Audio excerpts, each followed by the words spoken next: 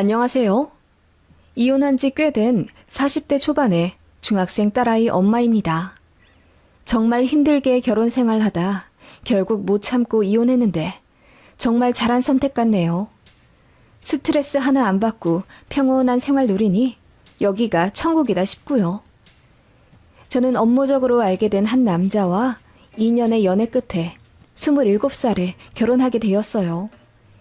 여자를 많이 만나본 적이 없어서 그런지는 몰라도 쑥맥 같은 모습이 있었는데 그게 참 귀엽고 순수해 보였어요. 허구한 날 바람 피우며 우리 엄마 속썩이던 제 친정아빠의 젊은 날의 모습과 정반대라 저도 모르게 빠져버린 것 같습니다. 남편 역시 저 없이는 못 살겠다며 결혼하자 졸랐지만 시댁의 반대가 있었습니다. 지금 와 생각하면 황당해 헛웃음이 나지만 이유도 여러 가지였어요. 제가 남편이랑 키가 비슷해서 기가 셀 것 같다. 눈웃음 잘 치는 걸 보니 남자 문제로 속 꽤나 썩히겠다. 골반이 작아 애를 못 낳을 것 같다 등 별 이상한 말씀을 많이 하셨어요. 그냥 트집이죠. 그러자 남편이 더 애간장이 타서는 시어머니 설득하고 울고불고 난리도 아니었어요. 아무튼 그럼에도 불구하고 저 역시 그 남자랑 결혼하고 싶어 인사도 부지런히 다니고 잘 해드리려 참 많이 노력했네요. 그런 제 모습에 시어머니도 마음을 바꾸시고 결혼을 허락해 주셨어요. 지금 생각하면 그냥 며느리 잡으려고 갑질한 것 같은데 당시에는 저도 남편도 어리고 또 제가 남편을 많이 사랑해서 이 정도 난관은 극복해야 한다고 생각했던 것 같네요.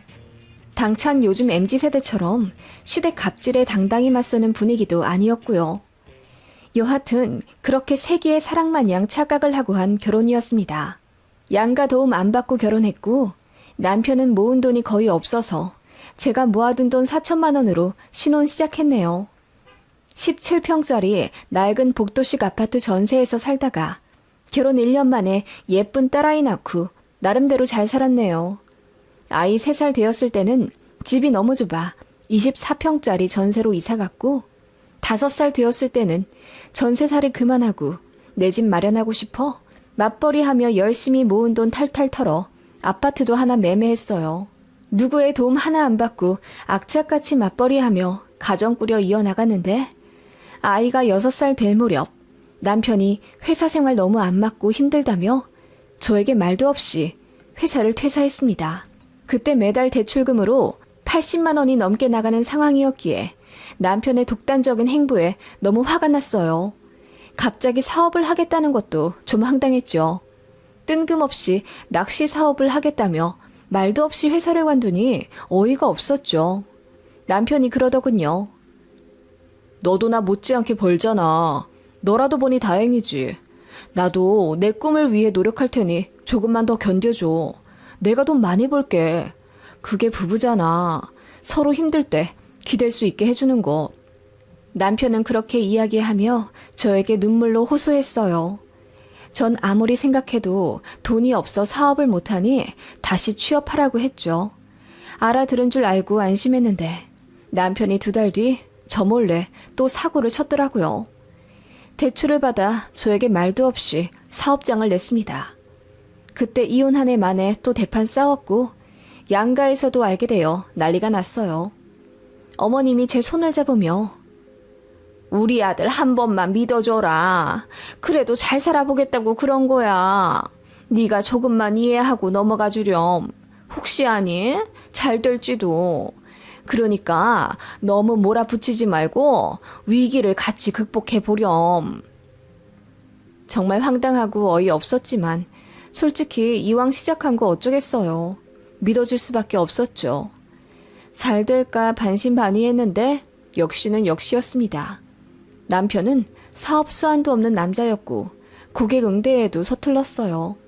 그래서 잦은 컴플레인으로 손님이 점점 줄어들더니 1년도 안 되어 사업을 쫄딱 말아먹었습니다. 그래서 빚만 사정없이 남게 되었어요. 남편은 사업의 실패로 저에게 면목이 없다며 집에 잘 들어오지 않으려 했어요. 생활비도 전적으로 제가 버는 돈에서 충당했고 아파트 대출금으로도 허덕이고 있는데 남편이 만들어 놓은 빚 때문에 도무지 생활이 안 되더라고요. 제가 300만 원을 벌면 300만 원 고스란히 빚 갚는 데 다 나갔습니다. 그야말로 입에 풀칠도 제대로 못할 지경이 되어 이건 안 되겠다 싶더라고요.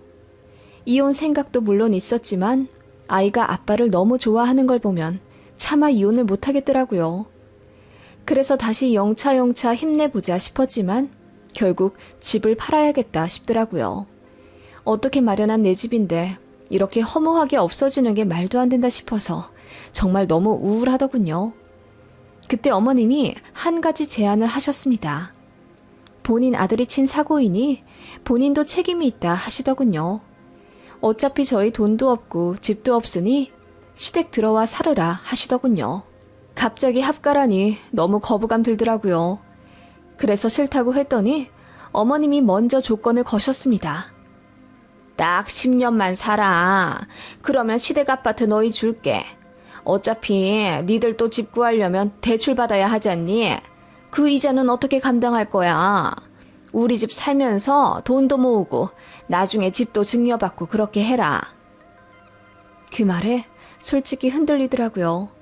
합가는 생각해 본 적도 없었는데 당장 돈 때문에 미칠 지경이니 어쩔 수가 없었어요. 돈이 없어서 딸 다니던 학원도 다 끊고 나니 현실적으로 생각할 수밖에 없더군요. 그래서 고민 끝에 시댁으로 들어가게 되었어요. 시댁은 바로 옆 도시의 25평 아파트였고 어머님 아버님이 안방 그대로 쓰시며 작은 방 하나는 우리 딸 방, 또 남는 작은 방 하나는 우리 부부방으로 내어주셨습니다. 이사를 오게 되면서 저도 회사를 관두어야 했고 우리 딸도 초등학교 입학하자마자 다시 전학을 하게 되는 상황이라 아이의 생활이 180도 바뀌게 되었어요. 너무 힘들었지만 우리 세 가족 다시 일어날 수 있을 거라 믿고 씩씩하게 살아가고 싶었습니다. 그런데 합가라는 것 절대 쉽게 볼 문제가 아니더군요. 처음엔 좋았습니다. 저희 딸도 할머니, 할아버지랑 살면서 관심도 많이 받고 행복해 하더군요. 문제는 시어머니였습니다. 시댁으로 이사 후 제 취업을 위해 한동안 일자리를 알아보고 있었습니다. 제가 나이도 있는 데다 아무데나 들어가면 안 되니 경력 인정되는 직장으로 들어가려고 백방으로 알아보고 있었어요. 면접도 좀 보고 나름대로 철저히 제 취업 준비를 하고 있었습니다. 한 달 반쯤 되었을까? 어머님이 저에게 그러시더군요. 언제까지 이 직장 저 직장 재기만 할 거야? 시댁 들어와 살면서 일도 안 할 참이야? 그러라고 시댁 불러들인 건 아닌데. 나도 집에 있는데 너희 부부 둘 다 계속 있으니 내가 불편해서 그래. 니들이 낮에 나가야지. 그 말에 기분이 안 좋아지긴 했지만 맞는 말이기도 해서 어머님 심정이 이해가 갔어요. 그래서 알아보고 있는 중이고 어머님 힘드실 것 같아서 카페 나가서 이력서 쓰고 그랬던 거라고 조금만 더 이해 부탁드린다고 했어요. 그랬더니 어머님이 그냥 마트나 편의점 알바라도 다니라고 하시더라고요. 전 그러기 싫었어요. 제 경력이 얼마인데 이대로 물거품 만들고 싶지가 않았거든요. 그랬더니 어머님이 저더러 고집이 세다며 눈을 흘기시더군요. 본인 아들한테는 시간 걸려도 좋으니 좋은 데 들어가라고 엉덩이 두들겨주면서 저한테는 그러시는 게 너무 서운했어요. 아무튼 그때 이후로 눈치가 보여 낮에는 남편 팔 잡고 나가자고 했죠. 어머님 쉬시게요. 둘 다 백수이니 어머님 눈에 얼마나 거슬릴까 싶기도 했고요. 그런데 어머님이 온갖 핑계를 대시며 남편은 집에 있으라 하시더군요. 세탁기 수리공을 불렀는데 남자가 집에 있어야 한다. 이따가 장 보러 갈 건데 짐 들어줄 사람 필요하다. 어쩌고 저쩌고 하시는데 결국은 저만 나가라는 말이었죠. 그래서 제 시댁에서의 생활은 새벽 6시에 일어나 가족들 밥 차리고 8시에 아이 학교 데려다 주면서 저도 노트북 들고 나와야 했어요. 그렇게 밖에서 카페와 식당 전전하며 시간 때우다가 딸 하교시키며 같이 집에 들어왔습니다. 그리고 저녁 차려 같이 먹고 설거지하고 청소한 다음 방으로 들어갔고요. 그런데 정말 어이없는 사건을 겪게 되었습니다. 아침에 노트북 전선을 안 들고 나와 점심쯤에 잠시 시댁에 들어가야 했어요. 그런데 문 밖에서부터 뭔가 맛있는 냄새가 나더라고요. 현관문 열고 들어가니 어머님이 절 보고 화들짝 놀라서 아니, 밥 먹고 들어올 줄 알았는데 벌써 왔니? 하시더라고요. 그때 남편도 부엌에 있다가 저 오는 소리에 달려나와서 깜짝 놀라더군요. 알고 보니 남편이랑 어머님 둘이서만 소고기 구워 먹고 계시더라고요. 그것도 한우 최고급 등급이요. 어머님이 아들은 좋은 거 챙겨 먹이고 싶은데 다 같이 먹으면 돈이 많이 나가니까 그렇게 저 나가라고 해놓고 아들만 혼란 챙겨주고 있었던 거예요. 그거 보니 어찌나 서럽던지요. 제가 벙쪄 있자 어머님이 당황해하며 앉아서 먹고 가라고 하는데 됐다고 하고 나왔네요. 그때 너무 화가 나서 어떻게든 돈 빨리 모아 시댁을 나가야겠다는 생각이 들었어요. 그래서 악착같이 면접 봐서 경력 인정받고 연봉 잘 협상해 괜찮은 회사 들어갔습니다. 회사 들어가면 생활비 드린다고 한 약속도 잊지 않았죠. 한 달에 50만 원 달라고 하셔서 그렇게 했습니다. 그런데 장 보는 것도 제가 했고 집 관련 공과금도 제가 다 냈어요. 그리고 제가 일을 하는데도 어머님은 제가 전처럼 집안일을 도맡아 하길 바라시더라고요. 아침에 조금 더 일찍 일어나 가족들 밥 차려주면 안 되겠냐 하시길래 저도 출근 준비해야 해서 그건 힘들고 저녁은 차려보겠다고 했습니다. 그랬더니 어머님 삐지시더군요. 합가했더니 며느리 뒤치다거리나 해야 하는 본인 신세가 안타깝다며 자조 섞인 한탄을 하시는데 정말 미칠 것 같더라고요. 언제는 아들이 돈 사고 친 거 부모가 수습해줘야 한다며 합가하러 들어오라고 하시더니 정작 합가에 들어오니 며느리 사정은 안중에도 없으시더라고요. 그리고 백수인 아들은 피곤하다며 건들지도 않고 온갖 잡심부름에 어머님 아버님 수발은 다 저 시키셨어요. 어머님이 지병이 있어서 병원에 자주 다니시는데 아들이랑 같이 가면 남들이 수군거린다며 저더러 꼭 동행하자 하시더라고요. 며느리 뒀다 뭐 하냐고 주변에서 욕한단 말이야. 그게 내 험담이겠니? 결국 새아가 너만 손가락질 당하는 거야. 돈 없어 시댁 들어와 살면서 늙은 시부모 모르는 척 한다고. 어머님은 그렇게 말씀하셨어요. 아마 가스라이팅 하시려 했던 것 같습니다. 들어올 땐 어머님이 들어오라 하셨지만 결국은 저희 먹고 살자고 들어온 게 되어버리니 뭔가 의뢰자세가 되어버렸어요. 어머님도 막상 같이 살게 되니 이것저것 신경 쓸 게 많으신지 저에게 짜증을 푸셨습니다. 예를 들면 화장실 청소가 제대로 되어 있지 않다면서 회사에서 일하고 있는 저에게 전화를 걸어 소리를 지르시기도 했어요. 너는 그냥 나가기만 하면 끝이니? 이 늙은 노모더러 화장실 청소하라고 이렇게 더럽게 해둔 거냐? 어머님, 제가 어제 샤워하면서 화장실 청소도 한 거 아시잖아요. 전 그렇게 더러우면 아이 아빠 시키세요. 왜 저한테만?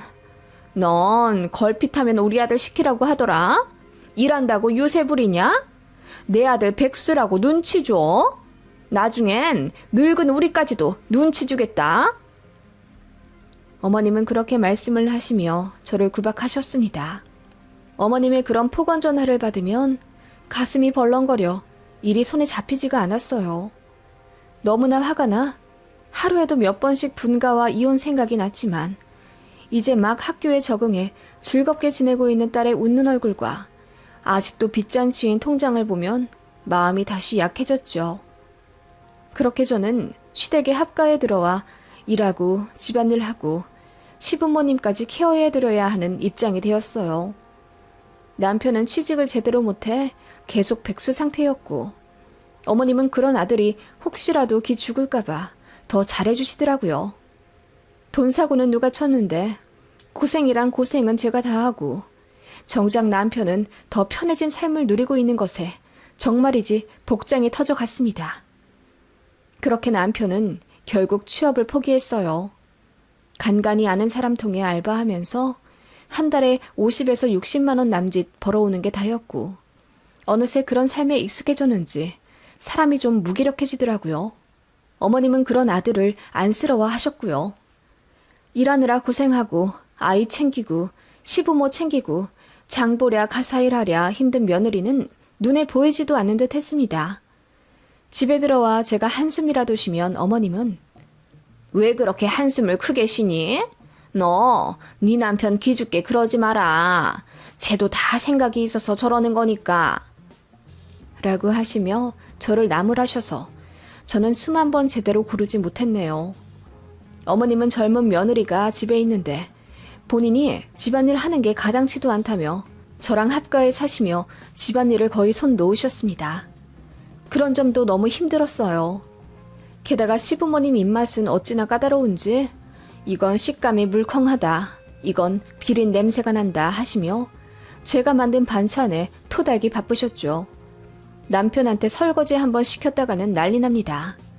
제가 일하는 걸로 유세 떨며 남편 기죽인다고요. 그래서 제가 한 번은 못 참고 소리를 지르며 시어머니께 대들었습니다. 합가한 지 3년 되던 해 있었던 일입니다. 어머님, 애 아빠가 무슨 기가 죽는다고 그래요. 돈 사고는 본인이 쳐놓고 지금 편하게 놀고 먹고 하는 거 안 보이세요? 다들 저더러 안 됐다고 그래요. 빚도 제가 갚고 시부모님 뒷바라지도 제가 하고 애도 제가 다 키워요. 이 정도 되면 저는 기가 죽다 못해 아예 없다고 봐야 한다고요. 그 말에 어머님이 얼굴이 벌겋게 달아오르시더니 어떻게 시어머니한테 그렇게 대드냐 하시더군요. 그러더니 하시는 말씀이 니들 어차피 10년만 살다가 나갈 거 아니었니? 10년 살고 내가 이 집 준다고 했어 안 했어? 좀만 참으면 몇 억짜리 집이 니들 집이 될 텐데 그 정도도 못 참니? 늙은 시애미에게 꼭 그렇게 말을 해야 했어? 라고 하시더군요. 저는 화가 나 어머님께 그 약속 꼭 지키시라 했습니다. 어머님만 그 약속 지키시면 저도 꾹 참고 살겠다고 했죠. 그랬더니 알겠다 하셨습니다. 아이도 많이 커갔고 사춘기 다가오는 아이 앞에서 안 좋은 꼴 보이기도 싫어 저도 그냥 참았네요. 솔직히 부부싸움도 거의 못했어요. 제가 남편한테 한 소리 할라치면 어머님이 귀신같이 뒤에서 듣고는 저에게 뭐라 하셨거든요. 안 그래도 힘들어할 자기 아들한테 용기 북돋아주진 못할 망정 잔소리 한다면서요. 저는 몸에서 사리가 나올 지경이었어요. 누군가는 저를 바보 같다고 할 수 있겠지만 저 나름대로 가정의 평화를 위해 희생할 수밖에 없었고 그렇게 시어머니가 약속한 10년 동안 참 열심히 살았습니다. 남편은 간간히 하던 알바도 안 하고 백수로 놀고 먹으며 살더군요. 어느 순간 그런 남편도 꼴보기가 싫어졌습니다. 남편은 새벽까지 게임하다가 저 출근하고 아이 등교할 시간에 비듬 떨어지는 떡진 머리를 벅벅 긁으며 잘 다녀오라 한마디 한 채 침대로 들어가 누워 잤습니다. 어머님은 그런 아들을 혼내기는커녕 이불을 덮어주셨고요. 제가 주말에 늦잠이라도 잘라치면 어머님은 제 등짝을 후려갈기며 일한다고 유세 좀 그만 부리랬지? 늙은 시애미가 며느리 아침밥까지 차려줘야겠니? 일어나서 밥 차려! 라고 소리를 지르셨습니다. 남편이 옆에서 왜 아침부터 소란이냐고 한마디 하면 어머님은 잠든 아들 깨워 미안하다 하셨죠. 해가 갈수록 더했습니다. 정말이지 집에 있으면 미칠 것처럼 힘들었고 아이 앞에서 부끄러웠습니다. 아이가 어느 날 묻더군요. 엄마, 아빠는 왜 일 안 해? 그리고 할머니는 왜 엄마만 일 시켜? 그 말에 저는 무어라 대답할지 몰라 그냥 웃으며 미안하다고 했습니다. 그리고 사무실 들어와 자리에 앉아 펑펑 울었네요. 그런 저를 동료들이 위로해 주었습니다. 아이 때문에 이혼하지 않으려 했는데 이제는 아이 때문에라도 이제는 분가를 하든 이혼을 하든 결단을 내려야겠다 싶어 시부모님께 합가 9년차 되던 날 말씀드렸습니다. 어머님, 내년이면 합가 10년째 되네요. 저희 약속대로 딱 10년만 살고 분가하겠습니다. 그러자 어머님이 제 눈을 피하시며 벌써 때가 그리 됐냐 하시군 자리를 피하시더군요. 시댁에서 사는 동안 빚도 거의 마무리되어 갔고 저도 나름대로 회사에서 인정받아 여러 도시 돌아다니며 능력 있는 팀장님으로 일하고 있었어요. 연봉도 꽤 높은 편이라 아이 다니고 싶다는 학원도 마음껏 보내줄 수 있을 정도가 되었죠. 그래서 이제 분가를 하고 지 엄마 밑에서 인간돌이 못하는 남편도 구제해 애 앞에서 제대로 된 가장의 모습으로 발전시키고 싶었습니다.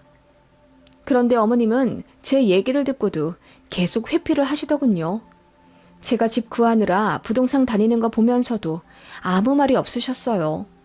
서운해서 그러신가 보다 했는데 어머님의 말에 기절할 뻔했습니다. 내년에 이사를 갈까 한다.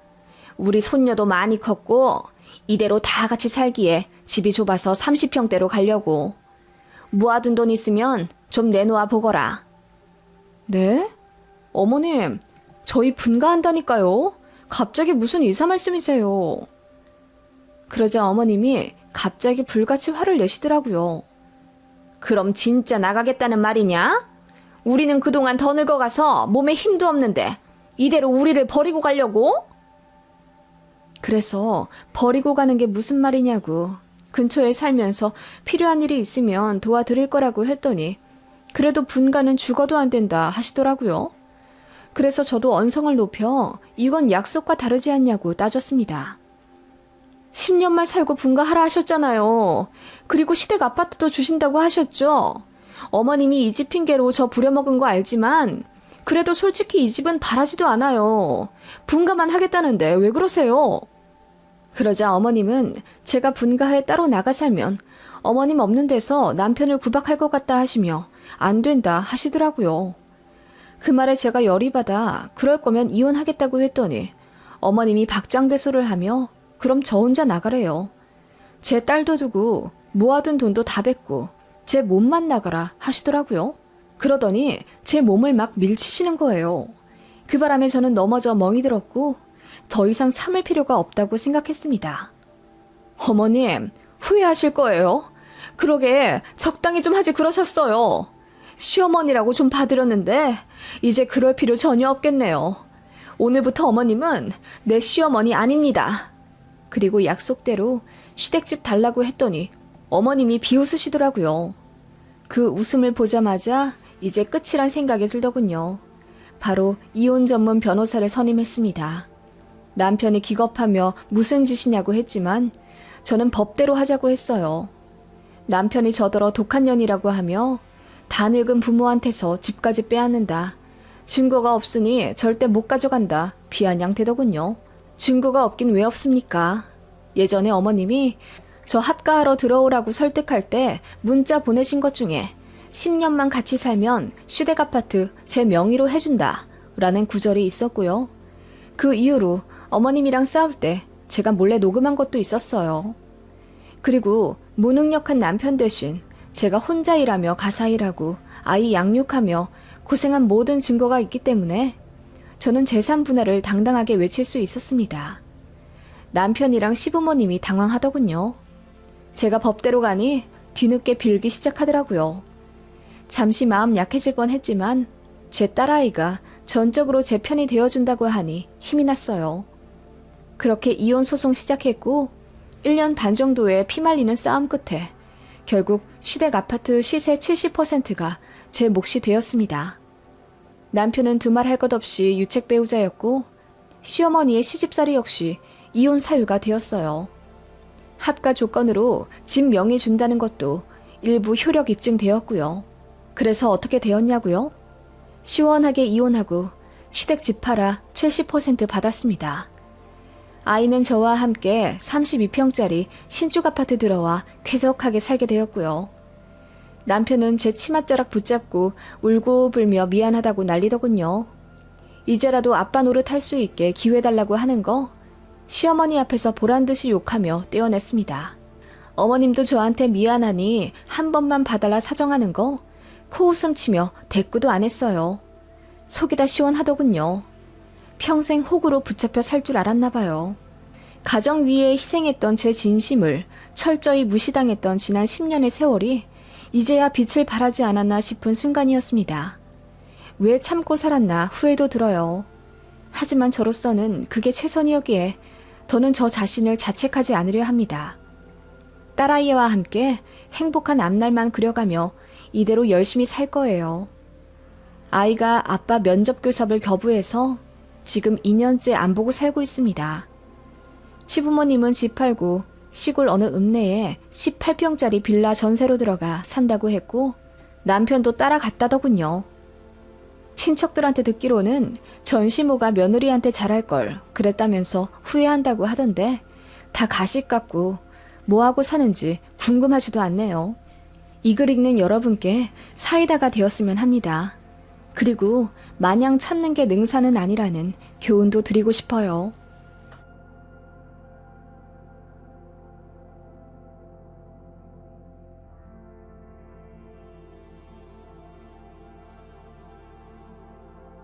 안녕하세요. 비가 이렇게 많이 오는 날이면 오랜 투병 끝에 하늘로 간 우리 오빠가 생각납니다. 오빠는 떠나면서 저에게 큰 선물을 주었어요. 바로 오랜 악연이었던 신우를 끊어버리게 도와준 건데요. 제가 받은 상처는 둘째치고 지긋지긋하던 신우년 이제 안 봐도 되어서 너무 좋습니다. 남편에겐 누나와 여동생이 있습니다. 즉 저에게 신우가 둘인데요. 처음엔 저도 신우들이랑 잘 지내보려고 했습니다. 다행히 손이 신우는 성격도 좋고 어진 품성을 갖고 계셔서 항상 따뜻하고 좋은 말씀만 해주시는 분이었어요. 저도 그런 형님께 더 잘하고 싶은 마음이 있었습니다. 다만 아래 신우는 결혼 전부터 답이 없었네요. 첫 인상부터 뭔가 심상치 않긴 했어요. 상견례 자리에 짧은 미니스커트를 입고 짙은 화장을 하고 왔더라고요. 그런 막내 신우를 시부모님도 좀 창피해하는 느낌이었는데 지금 생각하면 부모님도 딸 자식 컨트롤이 안 되어서 그렇게 데리고 나왔나 싶습니다. 결혼할 때 예복비로 인당 30만 원 정도 생각해서 양가에 드렸습니다. 그런데 신우가 본인은 입고 싶은 옷, 구두, 가방 다 사야 하는데 100만 원 정도 된다며 좀 더 달라고 하더군요. 그때 정말 어이없었어요. 남편이 미안하다며 본인이 신우 정신교육 시키겠다고 하더니 서둘러 방어하더라고요. 남편은 저에게 그냥 잘 해결되었다고 했는데 나중에 아래 신우가 술 먹고 저한테 전화 걸어서는 술주정 하더라고요. 가족들 사이에 너무 짜게 구는 것 아니냐면서요. 너무 당황했고 어이도 없었지만 그 다음날 남편이 신우를 엄청 혼내서 결국 사과받았던 일이 있었습니다. 사실 어린 신우 맘에 오빠 결혼식장에서 예쁘게 꾸미고 싶겠다고 생각은 들었고 세상 물정 모르고 철이 좀 없나 보다 애써 생각했네요. 남편도 본인 입으로 자기 여동생이 철없다고 했었고요. 그리고 또 다른 사건이 있었는데요. 저희는 그렇게 여유 있는 사람들이 아니기 때문에 예물 예단도 생략할까 하다가 그래도 최소한이라도 하는 게 나을 것 같아 시댁에 은수저랑 반상기를 보냈고 예단비로 500만 원 보내드렸습니다. 시부모님께서는 너무 고맙다 하시며 저에게 10돈 정도 되는 금목걸이를 주시고 예단비 중 300만 원을 돌려주신다고 하셨어요. 그런데 집에 와 봉투를 열어보니 100만 원밖에 없는 거예요. 혹시 분실했나, 누가 가져갔나 싶어서 심장이 덜컹하더라고요. 가방도 살펴보고 차도 살펴보고 그것만으로도 모자라 걸어온 길을 거슬러 다 살펴봤는데 없더군요. 시부모님께서 거짓말 하실 리는 없고 그 귀한 돈을 잃어버린 걸 들키게 되면 얼마나 한심하게 생각하실까 전전긍긍했네요. 당시 남편한테도 어떻게 말해야 할지 몰라 고민하다가 결국 울면서 토로했더니 남편이 시댁 가서 다시 찾아보던지 아님 물어보겠다고 했는데 결국 못 찾았어요. 그래서 제가 속상해하니까 남편이 본인도 더 잘 챙길 걸 그랬다며 본인 개인 돈 200만 원을 저에게 주더군요. 물론 제 잘못이라고 생각해서 받진 않았지만 그 마음이 참 고맙더군요. 그런데 남편이 아무리 생각해도 찜찜했는지 조사를 계속하더니 결국 찾아냈더군요. 막내 신우가 돈도 없는데 비싼 디지털 카메라를 어디서 사가지고 들고 다니는 걸 이상하게 본 남편이 끈질기게 추궁을 했나 보더라고요. 신우는 계속 본인이 모아둔 돈 쓴 거라면서 억울해했지만 남편이 통장 내역까지 보여달라며 난리를 쳤다더군요.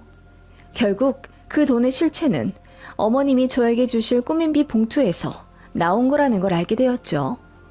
돈 봉투 안에 300만 원이 아닌 100만 원만 들어있으면 제가 시어머니한테 감히 물어볼 거라고 생각 안 했답니다.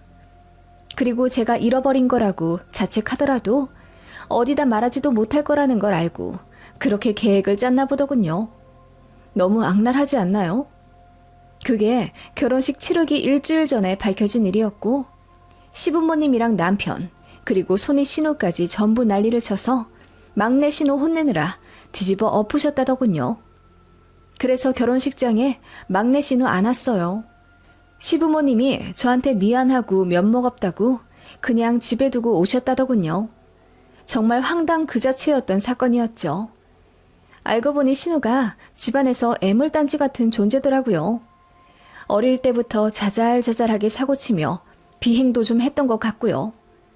모르겠어요. 제 남편도 그렇고 손이 신우인 형님도 참 품성 어질고 괜찮으신 분인데다 시부모님도 평범하시거든요. 좀 꼬장꼬장하신 면은 있지만 그렇다고 눈에 띄게 문제 있는 분들은 전혀 아니세요. 막내 신우는 뭐 때문인지 어렸을 때부터 사고도 많이 치고 성격도 많이 엇나갔다고 하던데 그냥 타고난 성향 같습니다. 아무튼 그런 막내 신우가 신경은 쓰이긴 했지만 결혼하고 나서 남편 직장은 멀리 아랫지방으로 옮겨야 했기 때문에 시댁이랑도 자주 왕래를 못했고 막내 신우랑도 2년에 한 번 볼까 말까 하며 살았네요. 그렇게 지내는 동안 저는 아이들을 낳아 키우고 있었고요. 문제는 막내 신우가 결혼하면서 저희랑 같은 도시로 이사오고 나서부터 벌어졌네요. 저희 아이들 초등학생일 때 막내 신우가 갑자기 결혼을 했어요. 혼전 임신으로 급하게 결혼한 상황이었고 신우 남편은 이렇다 할 직업이 없는 사람이었습니다. 이해가 가지 않았지만 너무 사랑해서 없으면 못 산다고 울고불고 난리쳐서 겨우 양가 허락받고 결혼하더라고요. 그런데 모아둔 돈이 거의 0에 가까웠기 때문에 신우 남편한테 700만 원 있었다고 하더군요. 양가에서 조금씩 모아 22평짜리 전셋집에서 신혼 시작하더군요. 그런데 신우가 저에게 뭐 맡겨놓은 듯이 굴더라고요. 임신했을 때는 본인 좀 잘 챙겨달라며 체리 사달라, 복숭아 사달라 매일 연락 오고 그것도 모자라 저희 가족 마트 갈 때 따라가서 본인 먹고 싶은 간식 5만 원어치 막 담더라고요. 뻔뻔하게 계산은 하지도 않았고요. 그런 식으로 마트나 시장 갈 때마다 악착같이 따라와 제 지갑을 같이 쓰려고 하는 게 괘씸하고 열이 받아 이건 아닌 것 같다고 선 그었더니 가족 사이에 너무하다면서 시장 바닥에서 엉엉 울더라고요. 배는 남산만한 임산부가 엉엉 우니 잘 알지도 못하는 주변 상인들과 할머니들은 저에게 손가락질하며 신우가 임신해서 먹고 싶은 게 많은가 보다. 올키가 돼가지고 베풀질 못한다며 막 혼내시는 거예요. 그때 얼마나 창피하던지요. 애 낳고 나서도 장난 아니었습니다. 산후조리원은 돈 없어서 못 들어가니 저더러 도와달라. 산모 식단 좀 차려달라 등의 요구는 애교였어요. 물론 다 들어주진 않았지만 아무렇지 않게 도움 요청하는 게 너무 부담스러웠어요. 그리고 저희 부부를 무슨 ATM기처럼 알기 시작하더라고요. 아이 기저귀나 옷 사이즈 업해야 하는 시기가 오면 당연히 저희한테 연락합니다. 그리고 조언 묻는 척하면서 돈 뜯어내죠. 언니, 우리 애기 옷을 사야 하는데 어떤 사이즈를 사줘야 할지 모르겠어요. 언니는 애 둘이나 키워보셨으니 아시겠죠? 저희 애한테 잘 맞을 만한 사이즈로 우주복 하나만 골라주세요. 제가 돈 드릴게요. 그런 식으로 제가 일단 골라서 사주면 돈을 주겠다는 식으로 접근을 하더군요.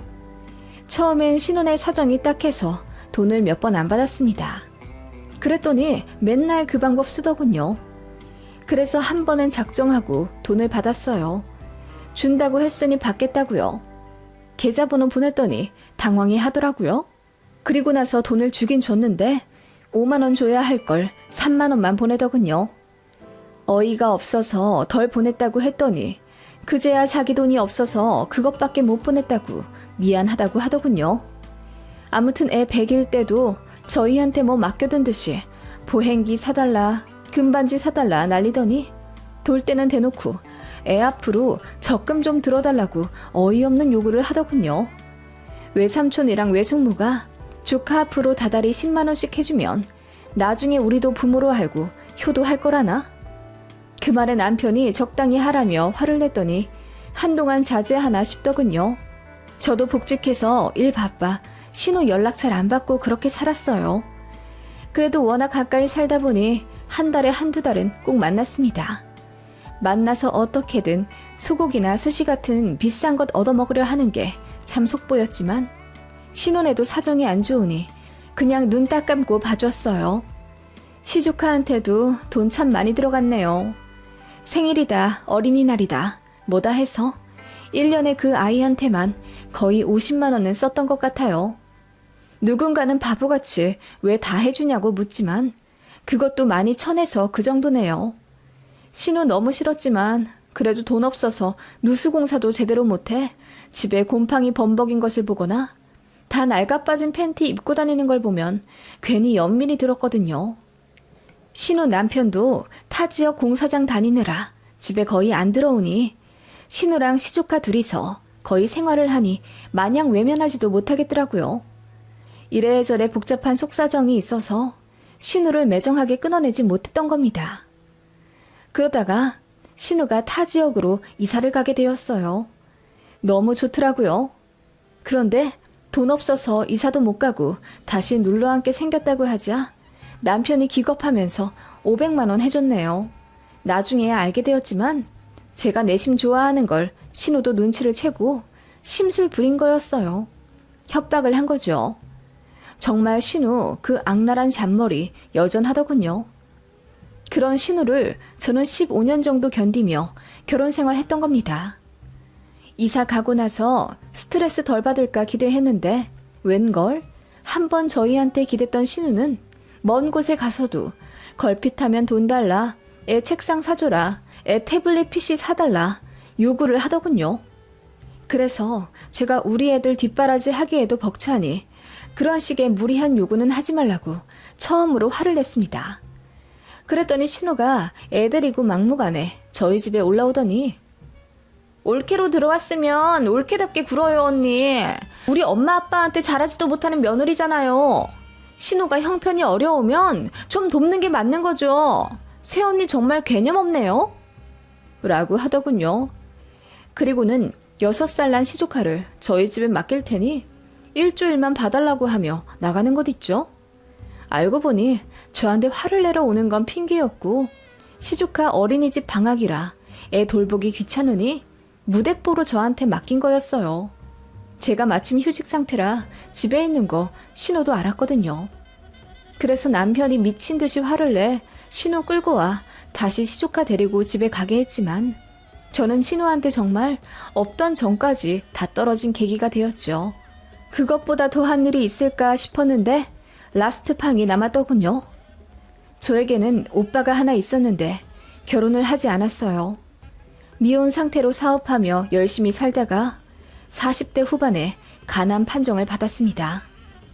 그래서 수술도 받고 항암도 했지만 결국 차도가 없었고 호스피스에 들어간 지 10개월 만에 오빠가 하늘에 갔어요.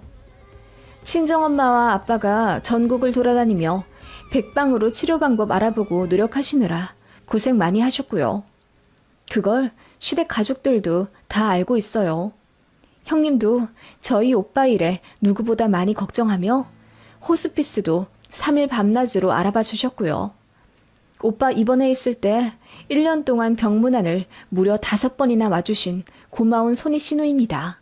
다만 손 아래 신우는 역시나였어요. 저희 오빠 상황 안 좋은 거 알면서도 껌 딱딱 씹으며 어떡해요. 빨리 나으셔야 할 텐데 라고 하더군요. 호스피스까지 간 마당에 암말기 환자가 낫고 말고가 어딨겠어요. 그만큼 성의 없는 위로를 했다는 말입니다. 그러면서도 듣기 거북한 말을 종종 하곤 했어요.